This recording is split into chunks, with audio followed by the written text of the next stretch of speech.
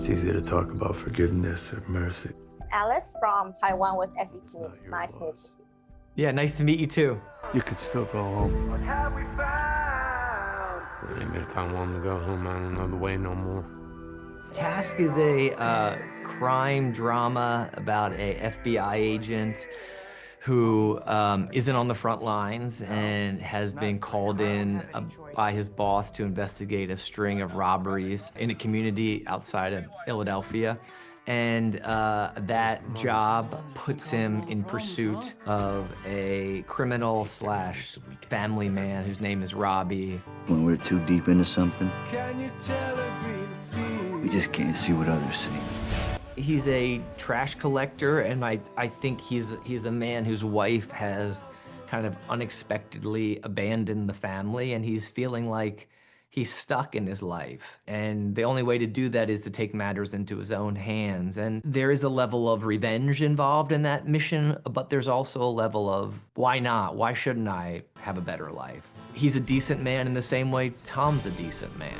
You're not gonna ruin their lives just because you ruined yours. Yeah, I think a lot of Maeve's resentments with Robbie and the fact that they do butt heads is because she feels like he doesn't see her and that they are very, very different. But I think there's a scene in episode 3 where it's a really important scene for Maeve and for Robbie, in that I think it's the first time Maeve feels like she's looking in a mirror and really sees that actually her and Robbie aren't that different, and they're both very stuck and grieving and lost, and they have a lot of anger because they feel like the world is quite unjust. And yeah, I think they're actually a lot more similar than definitely Maeve thought. I don't want to hear it. Lie after lie after lie. I think that, to be honest, I mean, it sounds silly, but Maeve is very, I have a lot of Maeve in me.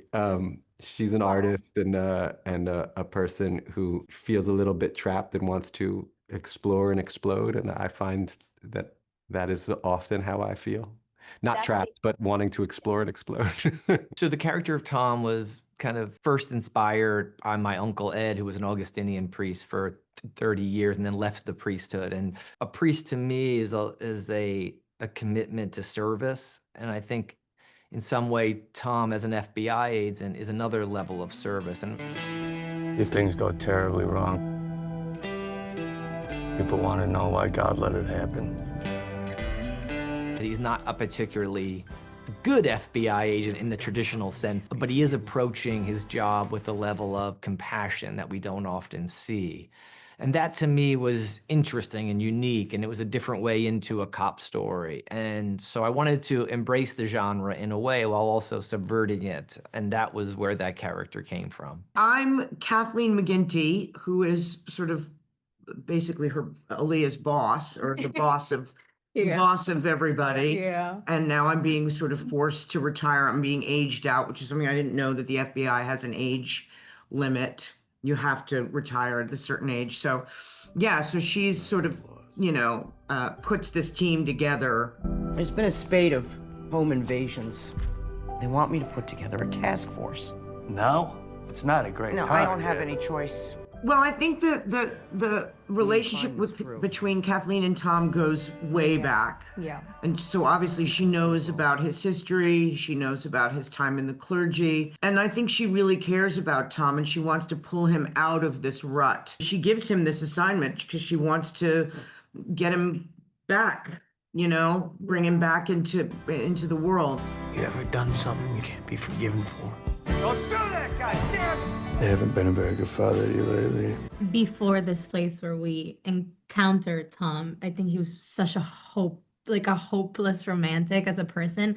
And I think when people are that open and that hopeful, I think disappointment and heartbreak hits them harder, going in of not only spiraling, but also being very avoidant. And I think he's having a hard time also noticing, you know, his daughter and what she's doing, not only for him, but for the whole family. I've only ever worked with one other actor who twinkles in the same way that Mark does, where it just feels like he's halfway between the world of the show and then in the real world at all times. That's so Do you know what I mean? So like, there's a magic to be able to, I can't do that. I can't be in both. But he's very much like looking at you as Fabian and as Grasso at any given moment. I always felt like she was someone who like was probably quite an aimless child. I always felt like she maybe had an uncle who was in the police force or something like that and said like, oh, why don't you try this out? When she joins this task force, like obviously she's in a really chaotic place and she's going through a divorce and all that. But I think the kindness that she receives from like Grasso and Delia and the friendships that she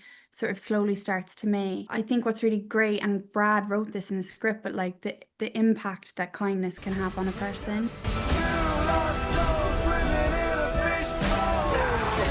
It was very intense. I actually, on the first take, I fell and snapped a tendon in my finger.